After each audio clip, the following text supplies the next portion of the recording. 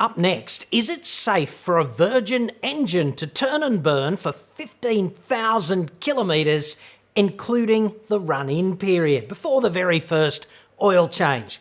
And the truth about saving thousands on a brand new car, both inspired by you. And spoiler alert, there are limits to discounts, okay? Such as you don't get them twice. Come on, be reasonable.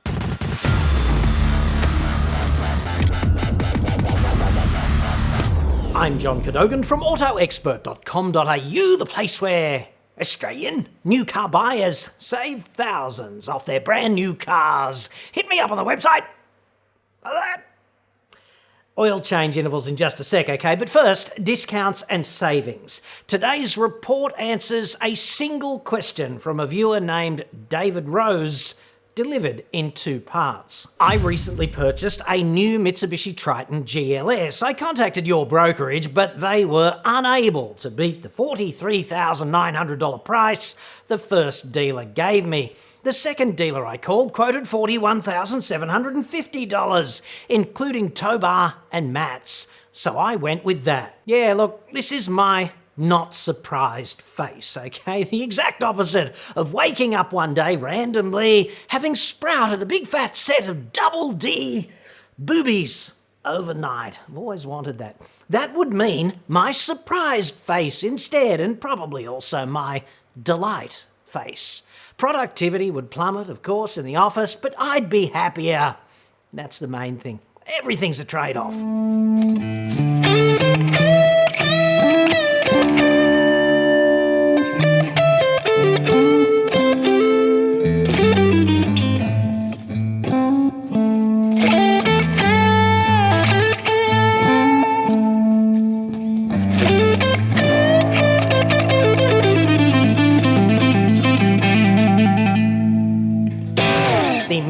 There early in the program, featuring their bold range of custom designed accessories, taking some time out from their diligent preparation to offer near-death Holden dealers a free tow bar and some mats, and possibly even a tint on the way out the door.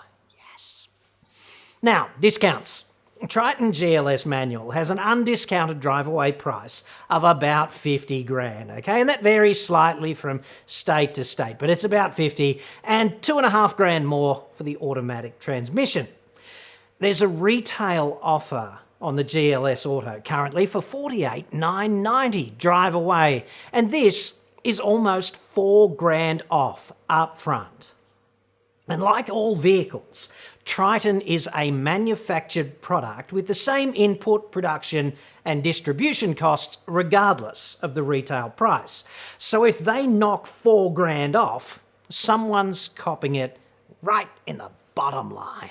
So, to pump up the sales volume, right? This is how sales work. They just want to pump up the volume. Mitsubishi, in this case, has decided to cop a 4 grand hit. And obviously this reduces the further discounting potential on your deal, because there's a limit beyond which it's just not profitable to sell any damn car. And you're already getting 4 grand off, let's not forget, and you're doing it without trying, so hey, just embrace it. Personally, I think anything above 10% off the undiscounted drive-away price is a pretty good deal on a car. And if you get 15 or more % off, sign the contract quick, okay, before someone changes their mind. It's 50 grand Australian for the undiscounted Triton GLS manual. 15% off equals $42,500, which is kind of where David's at in his question just before the Ming moles interrupted. This is an awesome result, frankly, as long as the vehicle's not an undisclosed demonstrator or last year's model or some other underhanded dealer arsehole move of that nature. If you get yourself a sharp price like that, right, easily enough, you need to ensure that you're not being covertly bent over on a demonstrator or a superseded model or whatever. That's kind of up to you. Caveat emptor, buyer beware, that kind of thing. But let us assume, just for shits and giggles, that this is a brand new 2020 GLS manual for $41,750 with tow bar and mats and the vague, non-specific erotic suggestion from the resident Ming Mole, and they are very good at that indeed in the moment. I'm not sure they even know they're doing it or how they're doing it, like most elite performers, Tiger Woods and people of that nature. My advice in this situation would be A, enjoy it. I mean, she's serving it up, you might as well catch. But don't hit me up on the website for further discounting. Just take the deal. We're not going to be able to save you thousands in this case because you are already saving thousands. And frankly, the stone's capacity for blood donation is finite. Of course, we all live in the real commercial world. It's just how it is. You don't get to save thousands twice on the same new car. This, however, was not the reason for my email. The first service is due at 15,000 kilometres in 12 months, whichever comes first. I noticed that other new cars have the first service at 1,500 kilometres. My concern is that I was under the impression that the oil and filter is normally changed at 1,500 kilometres in order to remove all of the new metal and other contaminants caused by the engine run-in. If this is the case, is it healthy to leave the engine for 15,000 kilometres before the first oil change? I do admire the sheer audacity of this. Like, I elected not to do business with you clowns, but hey, please help me here. 13 points out of a possible 10 on that front. Do I look like a public friggin' service, honestly? I'm not actually your Prime Minister yet. Hashtag make Australia less shit.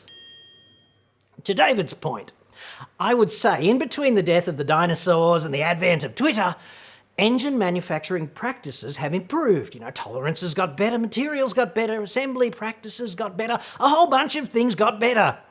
And of course, oils are one of those things that got better.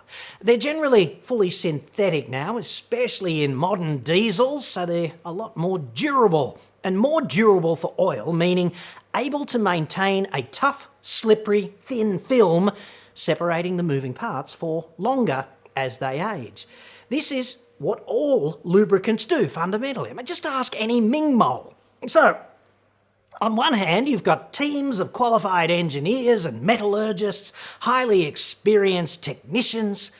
They're conducting accelerated life durability testing to validate a car maker's target servicing protocols. Then you've got chemical engineering wizards developing better and better lubricating molecules with ever greater endurance in this harsh operating environment of the engine.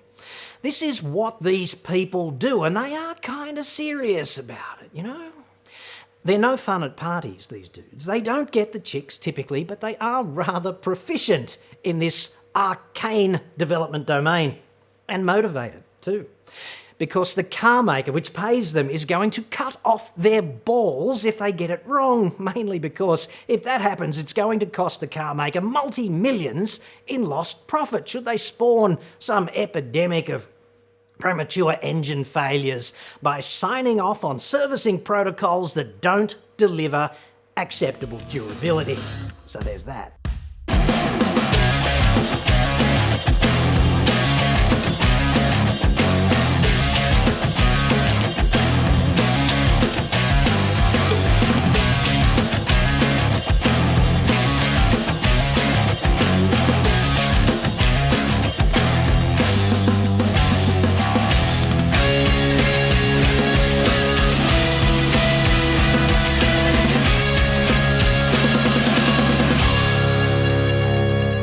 And you've got a dude with an excess of spare time, with rose-coloured glasses fixated on the rearview mirror, perhaps stroking his beard and developing an hypothesis about whether or not the oil should really be changed at 1,500 kilometres, with no evidence whatsoever to support this flight of fancy, save for some historical precedent. And as for running in, okay, just drive normally. Not too soft, not too much thrashing either for the first 1,500 odd kilometres. Vary the revs and the speeds and the loads, so no endless droning up the freeway at 110. Just mix it up a bit. This is all it takes to run in a modern engine. My default advice on servicing is service the damn car precisely according to the manufacturer's schedule. And the one caveat being to see if there's advice in the manual about quote-unquote harsh operating conditions and increased servicing frequency if you're doing that. Often there is advice of this nature.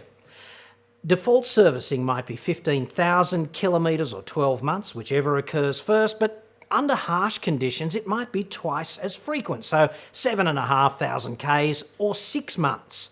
And bear in mind that harsh conditions generally includes lots of cold starts and lots of short trips, because this really is, counterintuitively, hell on earth for oil contamination.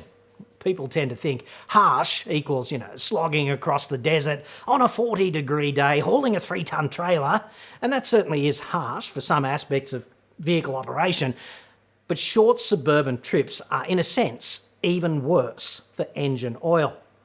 As to the contamination from running in, okay, fine metal particles that get knocked off soon after the first couple of starts, okay?